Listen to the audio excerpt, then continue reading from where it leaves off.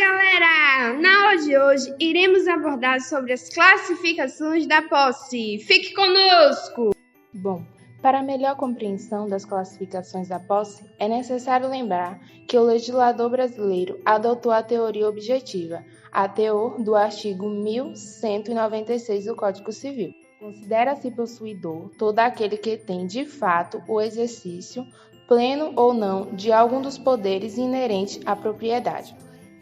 Assim, compreendendo que a posse é o exercício dos direitos inerentes à propriedade, onde o possuidor exerce o direito da propriedade como se dono fosse, concedendo a destinação econômica do bem. Portanto, a posse é o poder de fato, enquanto a propriedade é o poder de direito sobre as coisas. A classificação da posse é necessário para saber qual direito à proteção processória será aplicada, pois o próprio Código traz definições para que os interditos sejam utilizados. A primeira classificação se divide em posse direta, posse indireta e composta. Na posse direta, há por parte do possuidor a utilização de todos os direitos da propriedade, que são, respectivamente, usar, gozar, dispor e reivindicar, principalmente o de usar, que está previsto no artigo 1228 do Código Civil. Na posse indireta, por invenção, só não será possível a utilização do bem, ainda que haja direito subjetivo aos outros poderes inerentes à propriedade. Na composse, a coisa apresenta mais de dois possuidores, sendo que um não poderá atrapalhar o exercício de qualquer dos poderes do outro possuidor. Ainda, qualquer um dos possuidores pode manejar ações processórias, que está no artigo 1199 do Código Civil. A coisa também poderá ser adquirida de forma justa ou injusta, como está previsto no artigo 1200 do Código Civil. Injusta é a coisa adquirida por meio de violência, clandestinidade ou precariedade. Na posse violenta, será quando a coisa for subtraída na presença do possuidor, esbulho violento. Clandestina será quando a coisa for subtraída do possuidor, sem que ele perceba, esbulho clandestino. A posse precária será quando resultar da traição da confiança, ou seja, quando o possuidor se nega a devolver a coisa após o fim do contrato. Posse justa é definida por exclusão, quando não houver sido praticado ato de violência, clandestinidade ou precariedade. Poderá convalescer o esbulho violento ou clandestino, ultrapassando o prazo de ano e dia. Inicia-se a contar o prazo quando, na violenta, a partir da data do esbulho, na clandestina, a partir da ciência do esbulho. A posse também será classificada como de boa-fé ou de má-fé. De boa-fé é aquela em que o possuidor desconhece a existência do vício ou obstáculo para que adquira o domínio da coisa, como expressa o artigo 1201 do Código Civil.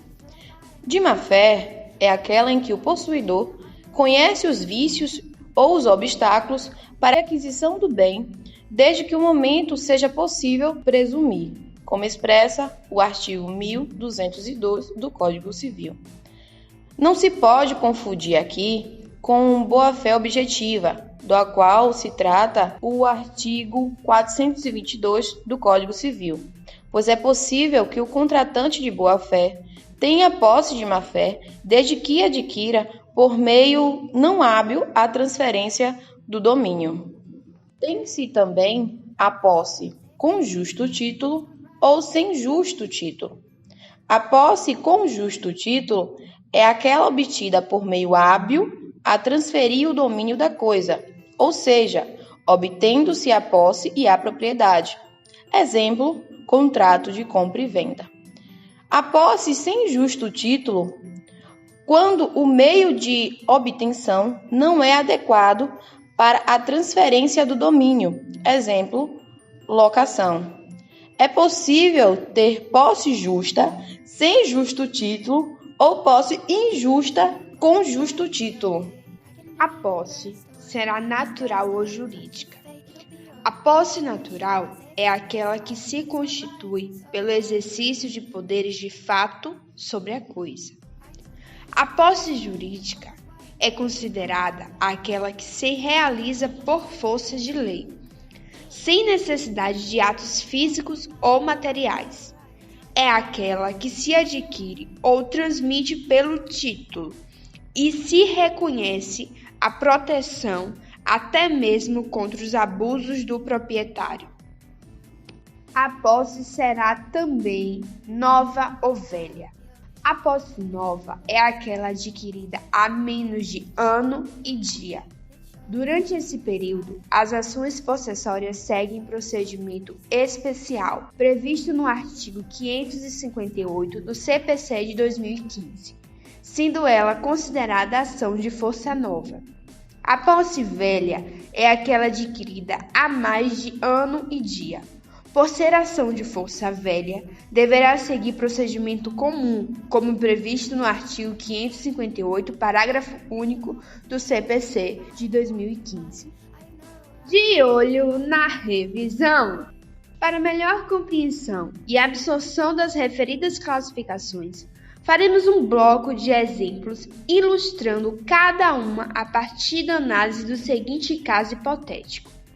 Pedro Henrique celebrou um contrato de compra e venda em 25/1/2019, que resultou na obtenção de um apartamento com Vitória. Entretanto, após 2 meses morando no imóvel, recebeu uma ligação do seu trabalho confirmando a sua transferência para outro estado.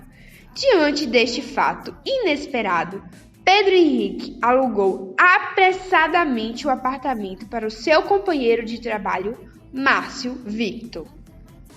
De acordo com o caso apresentado anteriormente e baseado ao que estudamos ao longo deste vídeo, inicialmente, Pedro Henrique apresenta a posse direta, pois o mesmo ostentava todos os requisitos de um possuidor. Porém, ao alugar o seu imóvel a Márcio, o proprietário dispôs da coisa. Assim passou a ter a posse indireta, ao passo que Márcio, após alugar o imóvel, passou a ser possuidor direto da coisa. Pedro Henrique adquiriu um imóvel através de um contrato de compra e venda, ou seja, de forma justa, excluindo então a possibilidade de ser posse injusta, clandestina, violenta ou precária.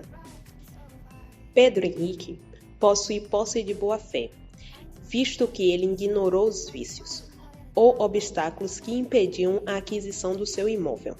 Já Márcio, apesar de estar de acordo com o princípio da boa-fé objetiva, a sua posse é caracterizada como de má-fé, pois ele adquiriu a posse por meio de contrato de locação, e assim tinha ciência de que haveria um obstáculo para a aquisição daquele bem.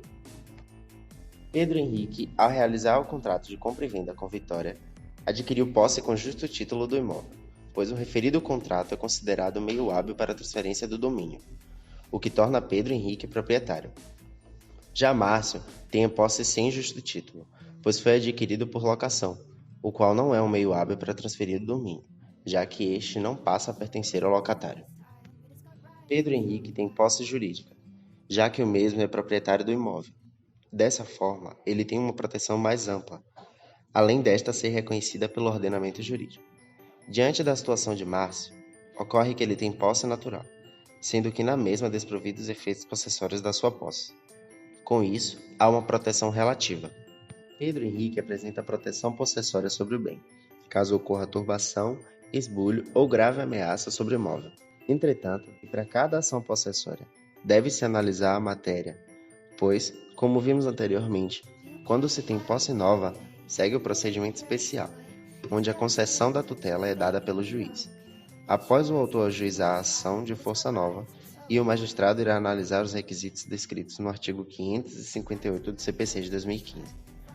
Além disso, a posse velha é configurada quando ultrapassa o prazo de ano e dia, e a mesma segue procedimento comum, ou seja, a ação de força velha, a qual está prevista no parágrafo único do artigo 558 do CPC de 2015.